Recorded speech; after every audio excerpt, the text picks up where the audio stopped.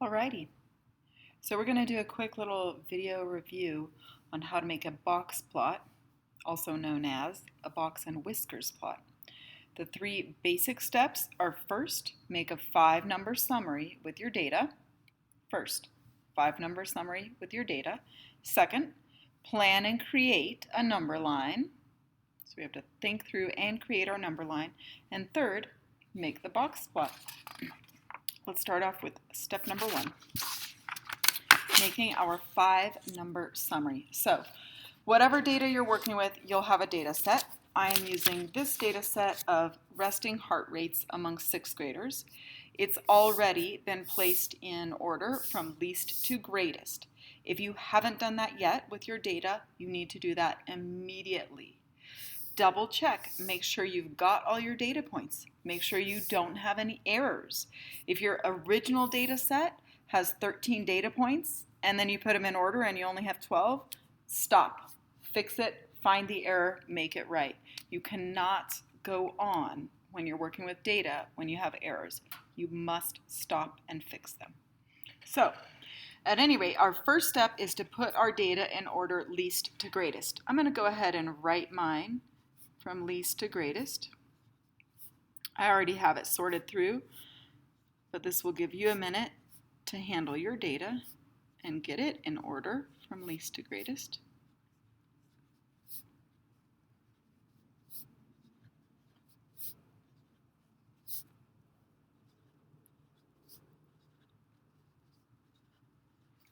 Now I'm going to count my data points and make sure I have the correct number.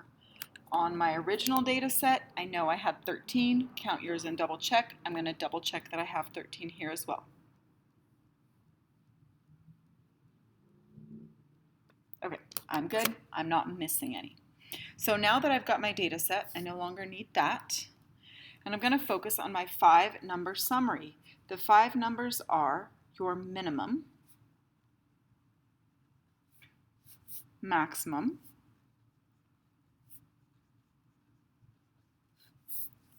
your median, your quartile 1 number, and your quartile 3 value. Let's go ahead and find those. So I put these in order for according to what's going to be easy to get. So starting with our minimum and maximum. Mini meaning small, max meaning large. So our minimum is 42. Our maximum is 89. Next is our median meaning the middle number. So a lot of times students like to do it this way, which works. Cross out one from each side, and you can do that all the way until you get to the middle. If you have 2 numbers in the middle, you're going to have to do some work to do an average to figure out what's your median. I'm not doing that on this video, and in this case, I just have 1 number in the middle. Students, remember, you can't just eyeball the middle. If I was eyeballing the middle, it would look like this was the middle, but it's not. You have to actually count and then double check and make sure you have the same number on this side as this side. I have 6 data points on the left side of the median, 6 data points on the right side of the median. It's good. I did not make an error. My median is definitely 76. To figure out my quartile 1 and quartile 3 values, I'm going to go ahead and bracket off my top section of data and my lower section of data. If I would have had 2 numbers in the middle, I would split them up and attach one to the lower portion and one to the upper portion. But since I have 1 number in the middle, it's just not a part of my lower part or my top part.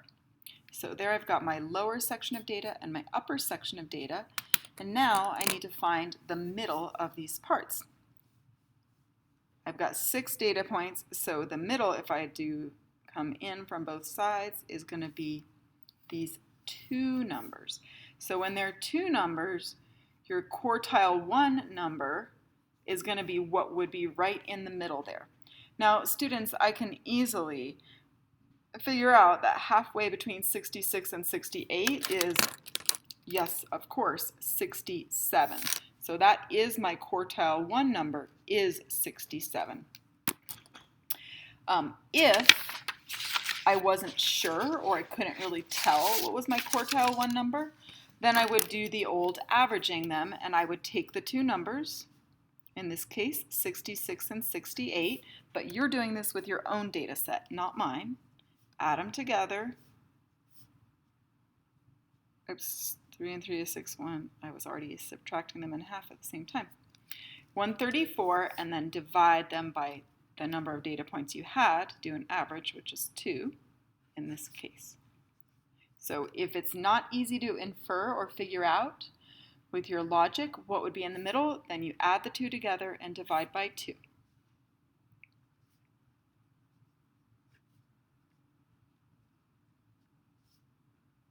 Uh-oh, why do I have an error? Oh, because I had a miscopy. That's supposed to be a 4. All right, there we go, 67. So what I already knew has been confirmed through calculation.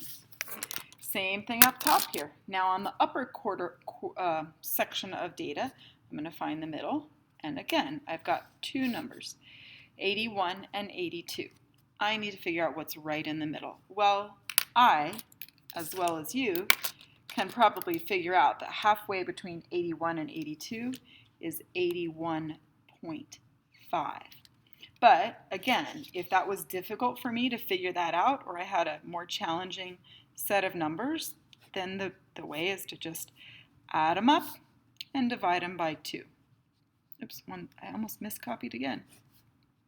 163 divided by 2. Now, since it's an odd number, I know that my answer is not going to be a whole number. I'm going to have to delve into the decimals, so I'm setting it up for that because I know I'll have to do it.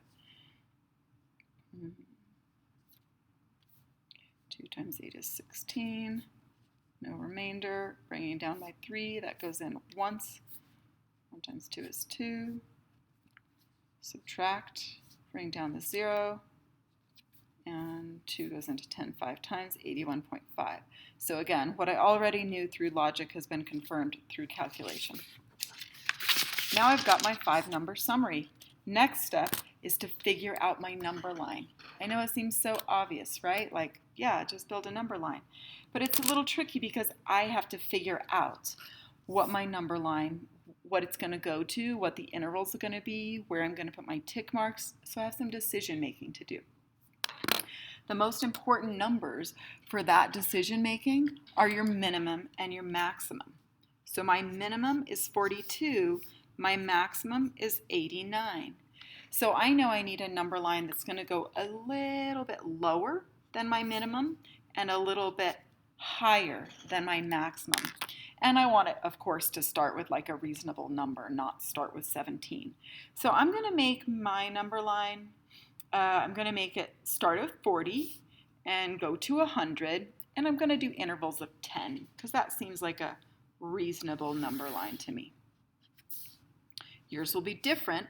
You'll have to think through how far does your number line need to go and what should the intervals be.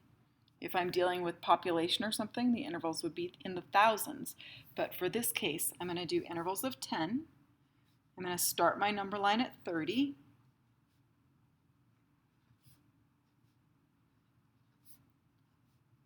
I'm spacing it to make sure I'll have space to go up to 90 or 100 because I have to go past 89.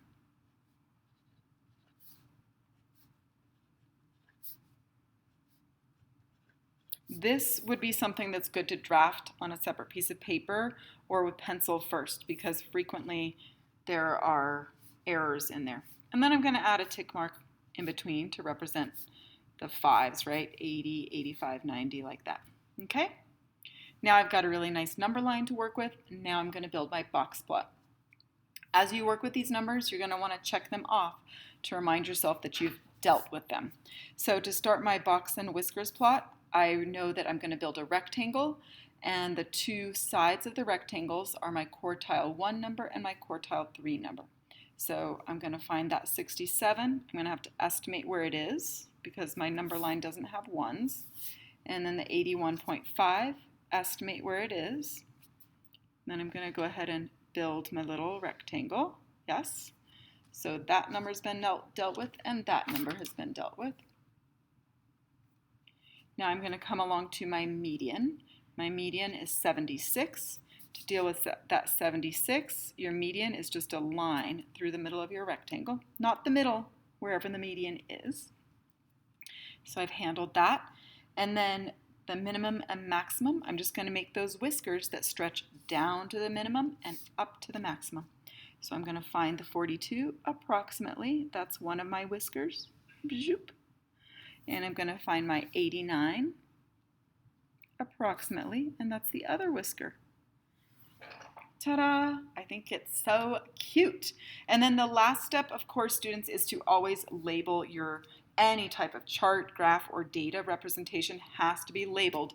Labeled, not labeled something random, but labeled in accordance with what your data is about. My data is about the resting heart rate of 6th graders, so that's what I'm going to title it. Resting heart rate